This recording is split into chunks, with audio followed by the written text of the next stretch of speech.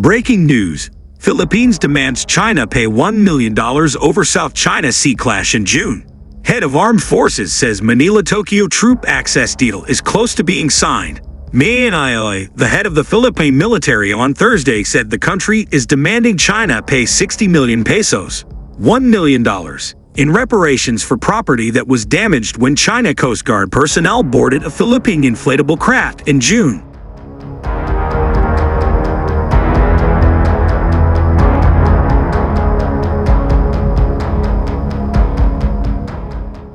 Romeo Bronner, Chief of Staff of the Philippine Armed Forces, told reporters in a briefing that the demand will cover damages to a boat and communications equipment.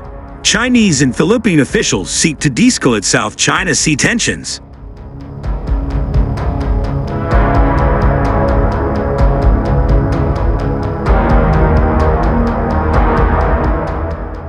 Chinese and Philippine diplomats agreed to ease South China Sea tensions, but stood firm on their nation's claims during a meeting that followed one of their most serious maritime clashes. Chinese Vice Foreign Minister Chen Xiaodong and Philippine Foreign Affairs Undersecretary Ma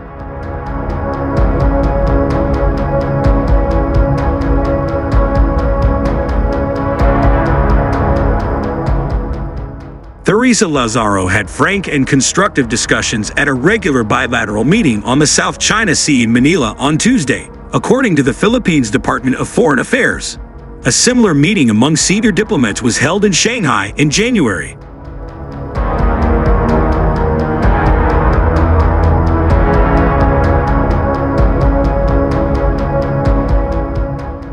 Both sides affirmed their commitment to de-escalate tensions without prejudice to their respective positions and also recognized that there is a need to restore trust. According to Manila's statement, it noted a substantial progress in steps to manage the situation at sea while saying that significant differences with Beijing remain.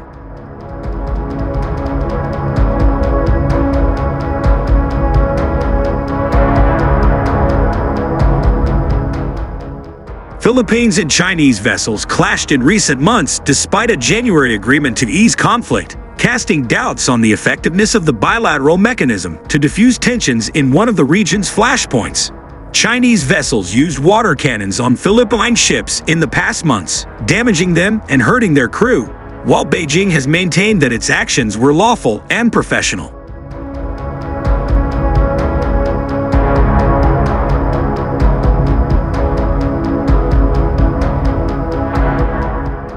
Tuesday's talks come weeks after a June 17 South China Sea encounter between Chinese and Philippine vessels that led to a Filipino sailor losing a finger. That incident was described by Philippines Navy spokesperson Roy Vincent Trinidad on Tuesday as the most aggressive action by Chinese forces in recent history. During the meeting, the Philippines said it underscored to China that it will be relentless in protecting its interests and upholding its rights in the South China Sea.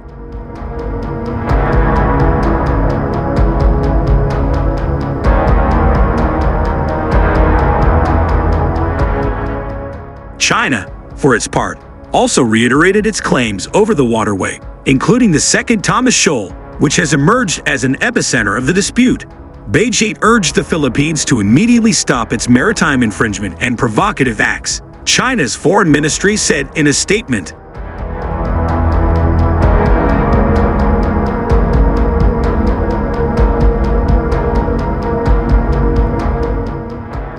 Tensions between the two nations could be lower in the short term as they both intend to de-escalate, said Susanna Patton, director of the Southeast Asia program at Lowy Institute in Sydney. However, the disputes will not be resolved, and at some point, it is likely that China will again put pressure on the Philippines. Beijing's sweeping claims have been met with strong pushback from Manila under President Ferdinand Marcos Jr., who has bolstered ties with the U.S. and Japan. Marcos said last week that Manila needs to do more than filing diplomatic protests against China following the clash.